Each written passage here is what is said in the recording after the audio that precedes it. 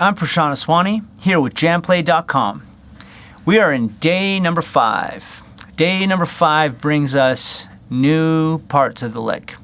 So, you guys have this slide technique, I'm sure, totally down after playing it with the loop, practicing it with me.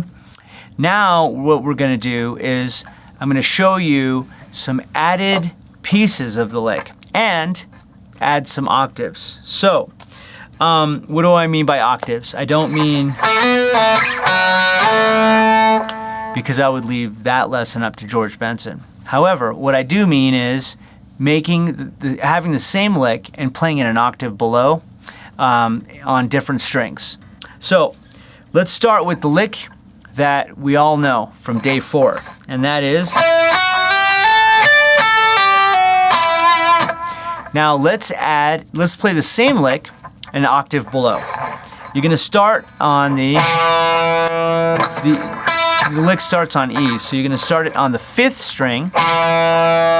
This time you're going to stretch a minor third down, or it's really a minor third up, but in terms of guitar, we're going to be a whole step, 1.5 steps apart. And then you're going to slide. So let's do that really slow.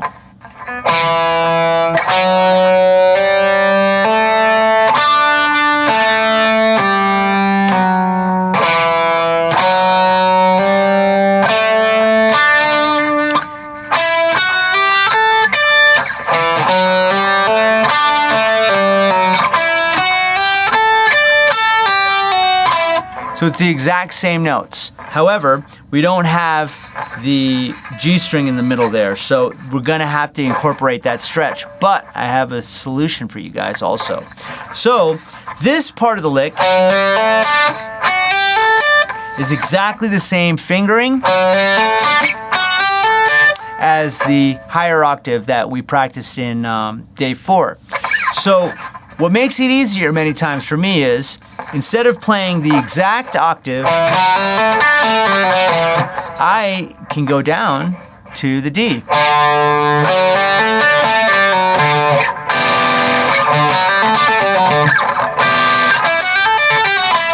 Which is giving me the minor 7th. So let's try the lick now, but starting from the D.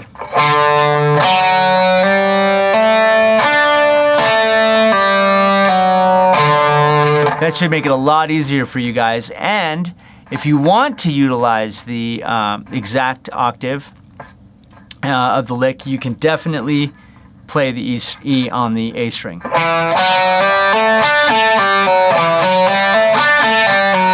I use my 4th finger there because it probably makes more sense. However, I like to use my 3rd finger. That's just what my style kind of prefers me to do.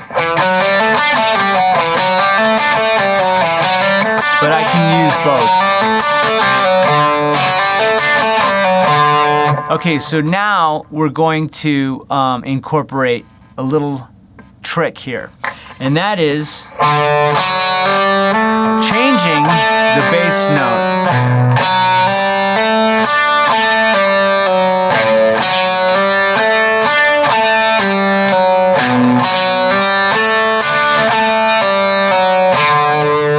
So once again,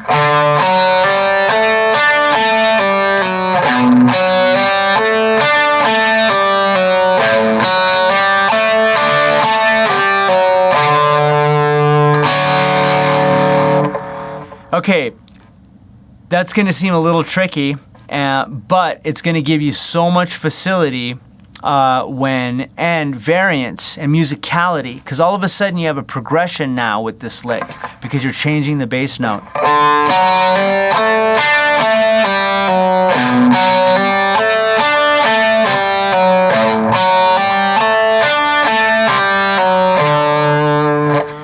All right, so let's focus on taking this lower part of the octave lick, practice it together over the same tempo of 95 in the same loop in quarter notes, eighth notes, and 16ths, but we're also going to change the bass note as we're playing this lick.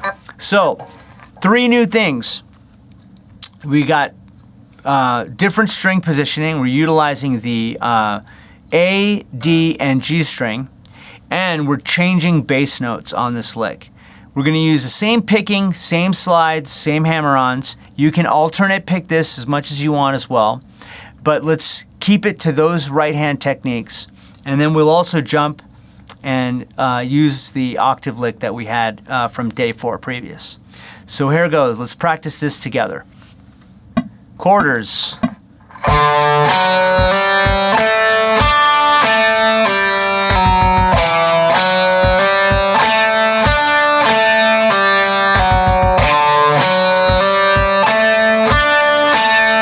to the B.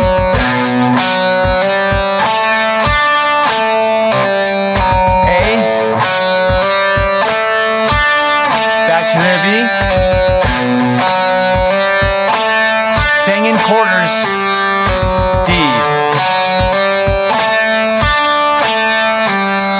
B,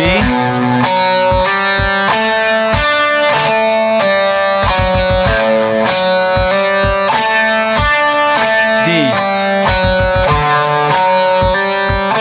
Let's speed it up. Eighths.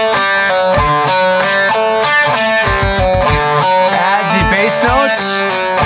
There we go.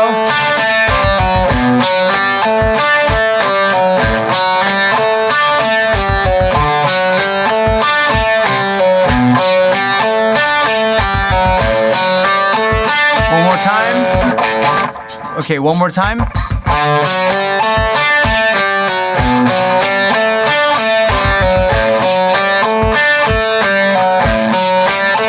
Faster.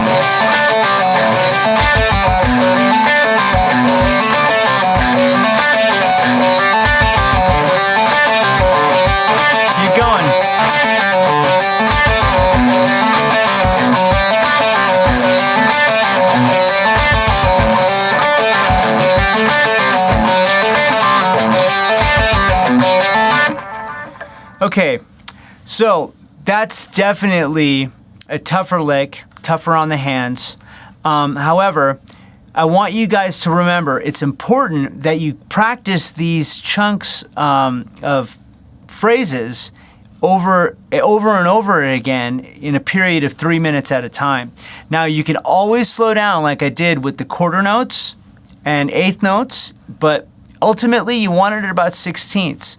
And if you need to use one of the previous loops that are in the series that at a lower tempo, then by all means, that's what they're there for and designed for. So just because I started today at 95, it's by no means the only tempo to use it at. You can definitely go at 80, and for those guys that get it at 95 this quick, please use the 16ths at 120 loop that I have provided for you. So remember, perfection's not is not what we're going for. We're going for getting the techniques under your left hand and your right hand and incorporating them so that you can play them for a period of 3 minutes without any struggle. So for the next lesson, we're going to be incorporating some new notes as well as techniques for the right hand. See you in the next lesson.